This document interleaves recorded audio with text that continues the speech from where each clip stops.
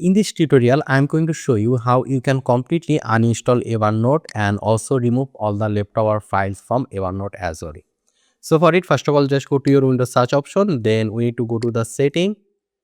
Then in the setting, we'll go to apps. Then we'll go to install apps. And here you can see Evernote. So here, in order to uninstall this, we need to click on this three dot. Then click on uninstall. Then click on uninstall again. And here we need to click on OK. So this will start uninstalling Evernote and it's gone.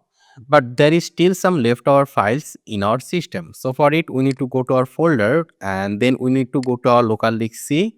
Then we need to go to this users folder, and inside users folder, there is one more user folder. So you need to go inside, and here you can see a lot of folder over here. So here you need to find the app data folder. But if you do not find the app data folder, what you need to do is that you need to click on view, click on show, and you need to check these hidden items over here. And once you check these hidden items, then app data folder will be visible. So let's go inside app data folder, and here we need to go inside local folder, and in the local folder you will find this Evernote client updater. So we need to delete this folder.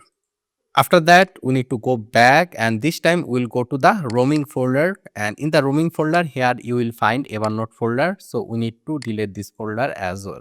Okay, not able to delete it. Maybe it's open over here. Here you can see. So we need to quit Evernote from here. So just click on this three dot.